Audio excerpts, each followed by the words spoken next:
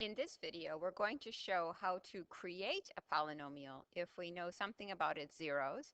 Later on, we'll create a polynomial if we know something about its zeros and the degree of the polynomial. Answers may vary to every single question here, but I'm going to create the easiest or most basic polynomial given the information I have. So let's get started. Suppose I know that the zeros of my polynomial are at x equals 5, x equals -3, and x equals 3. Basically, that would mean the factors of my polynomial would be x minus 5, x plus 3, and x minus 3.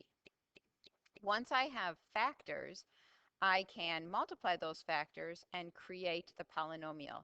And I can multiply them in any order I like. So I'm going to start with these two factors because that's just x squared minus 9.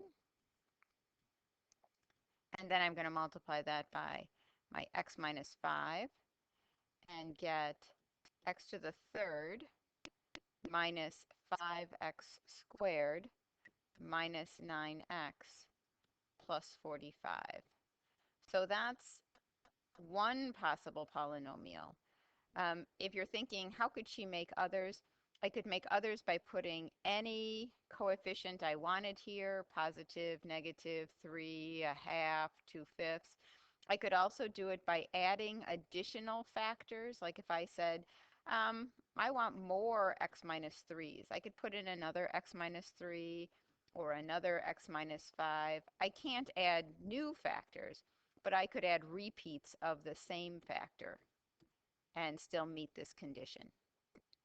Okay, let's try if the zeros are at 0, 4, and -4. So then my factors would be x minus 0, which is just x minus 4, and x plus 4. Again, I'm going to multiply these two first and get x squared minus 16.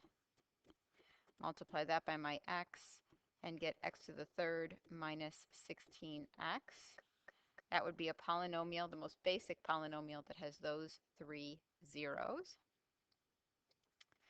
Let's suppose I have a 0 at x equals 3, and that's the only 0 I'm allowed, but my degree, the highest power, has to be 2. Okay, what does that mean for me?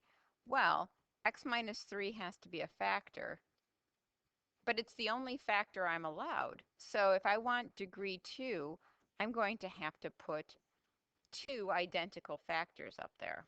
So then I will get x squared minus 6x plus 9 as my basic model polynomial. The interesting thing about this is it could be written as x minus 3 quantity squared, which means it looks like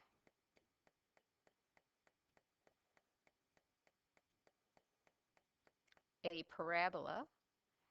And those repeat zeros, right? There are two zeros at 3. It's showing this as sort of a parabola shape at 3. Okay, here I have zeros at 0 and 2, but I have to have degree 4. So I could have, well, I have to have x and x minus 2. I have to have those as two of them because that would create a 0 at 0 and a 0 at 2. But now I have to have 4 factors in order to get degree 4. So I could repeat. So that's one possibility, probably the easiest.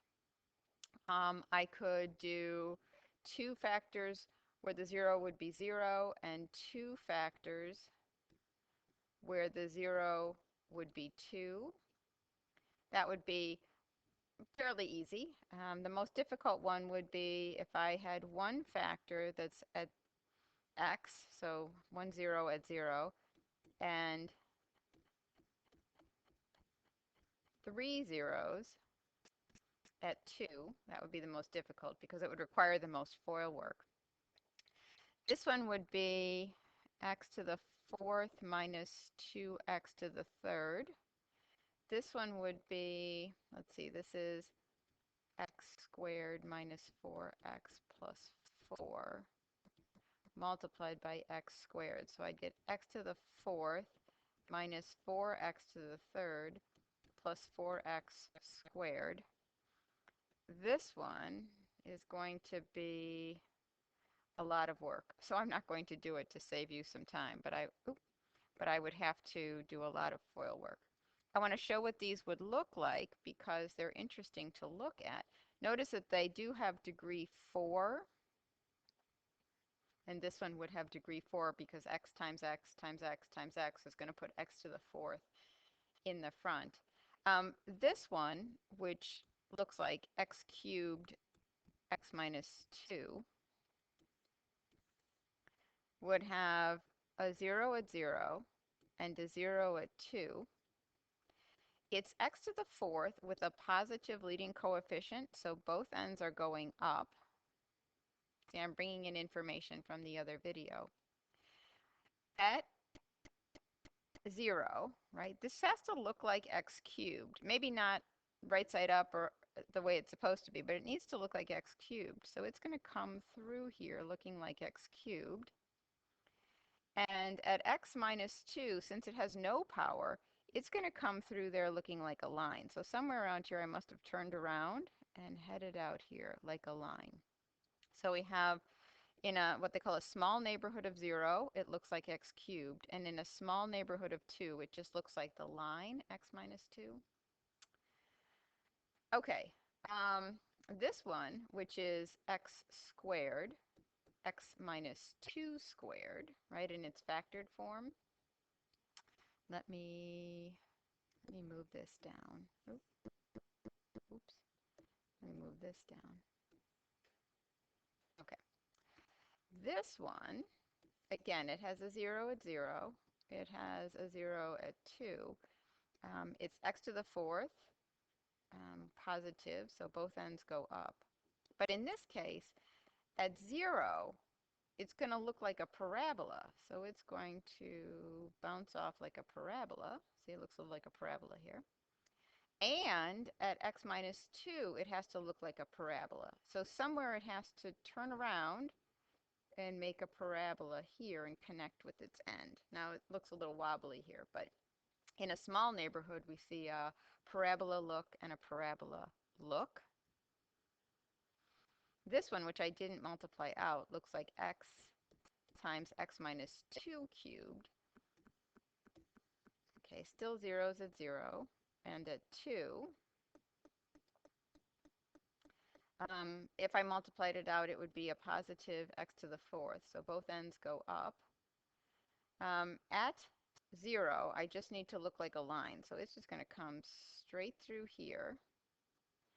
And at x minus 2, so at 2, it's got to look a little like a x cubed graph. So I'm going to have to turn around somewhere down here and then snake through here like x cubed. So it looks like x cubed, looks like a line. We're going to see some of this called multiplicity of zeros. Okay, so let's just sketch these based on multiplicity of zeros. So if I factor this x squared, x minus 5, so I've got zeros at 0 and at 1, 2, 3, 4, 5. It's x to the third positive, so one end down, one end up. At 0, it should look like a parabola, so I've got to come in here and bounce off. Oops. And then it's got to look like a line, so somewhere around here I have to turn around. I'm not being very careful about where I turn around. Okay, but see, in a small neighborhood here, looks like a line. In a small neighborhood here, looks like a parabola. Now it's upside down. I don't care because it just has to match up smooth and continuous with the ends of the graph. This one factors into x minus 7, x plus 5. So I've got zeros at 1, 2, 3, 4, 5, 6, 7, and at negative 1, 2, 3, 4, 5. It's positive and even, so both ends go up. This is a single factor of x minus oh, well, a single factor of x plus 5. So I'm going to come like a line through here. I'm going to turn around somewhere and come like a line through here. So small neighborhood looks like a line. Small neighborhood looks like a line.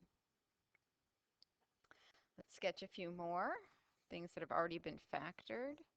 So at 2, we have a 0, and at negative 3, we have a 0. This is x minus 2, x minus 2, x minus 2, and x plus 3. So we have 4 factors. So this is going to be x to the 4th. Both ends go up. Through the 0 at negative 3, we're going to come through like a line. At some point, we're going to turn around and come like x cubed through here. This one, let's bring this down a little bit so we can see it. This one has zeros at 2 and negative 3. It's 2 factors and 3 factors. That makes 5 factors. It's x to the 5th. Through here, through the one at negative 3, we have to come like x cubed. At some point, we need to turn around, I'm not sure where, and then we need to come like a parabola in order to meet up with our end. So small neighborhood looks like parabola. Small neighborhood looks like x cubed. Okay,